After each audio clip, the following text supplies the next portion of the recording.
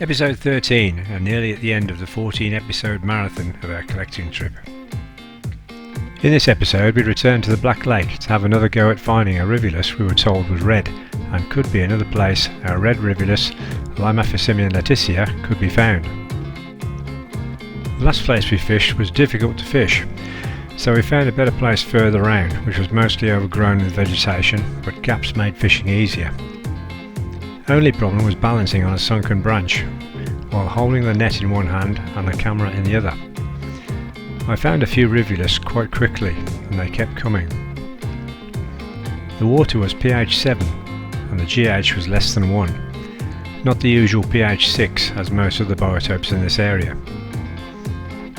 No other fish found, but we did collect some striped shrimps. More on these later in the video. The fish were not our small red rivulus. These were not here. Our fish were a good 2 inches, and we collected both sexes. The fish did look red, at least in the caudal fin. The sides had a brassy sheen, which was something different. The lower lip on males was red, again something not seen in the area before.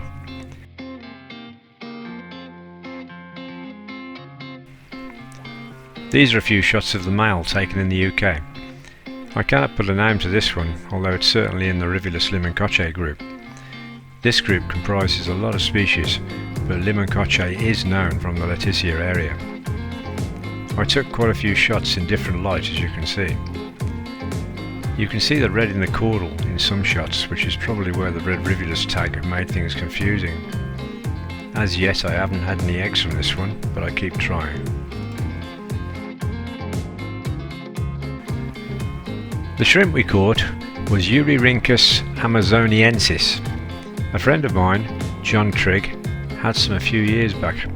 I'd like to thank John for the following information. He found them fairly easy to breed. They don't like bright light and tend to hide away during the day. Maintained in water of pH 5 to 6, temperature 28 to 30 degrees centigrade, in soft black water.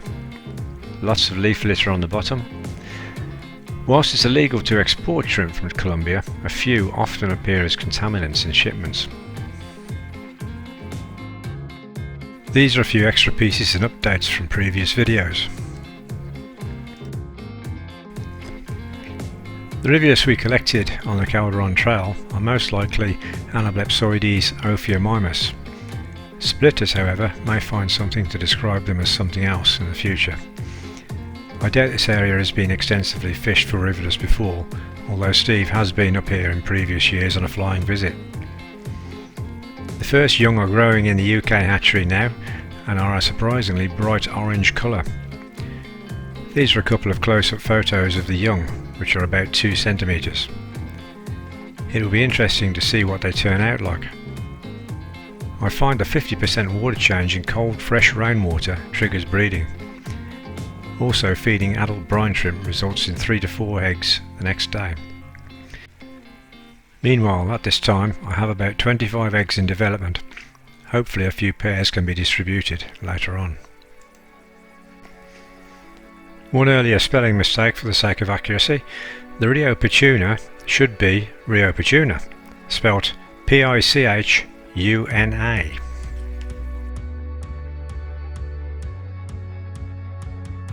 The fish house was in need of some major repair this year. Nothing lasts long in the jungle. Daily rain showers and the relentless appetite of ants and termites take their toll on even the hardest wood. Last visit we replaced the roof panels, but this year the main supports had rotted away. It was decided to replace the whole roof and use some spare corrugated sheets. It was not possible to do all the work in such a short space of time. Hopefully Memin can finish the work off ready for the next collecting trip.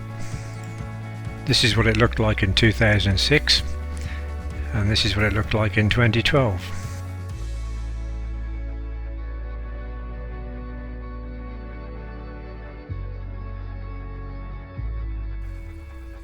We didn't put in previous films a flying visit to one of the small balsa collecting stations in Leticia.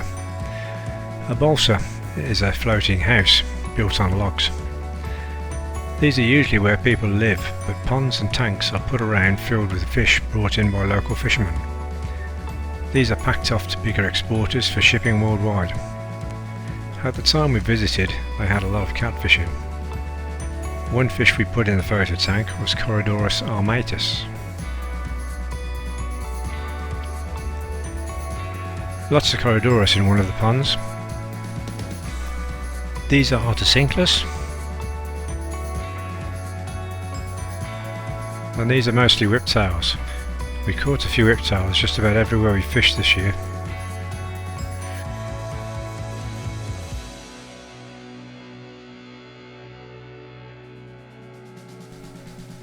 Okay, it's thirsty work catching fish.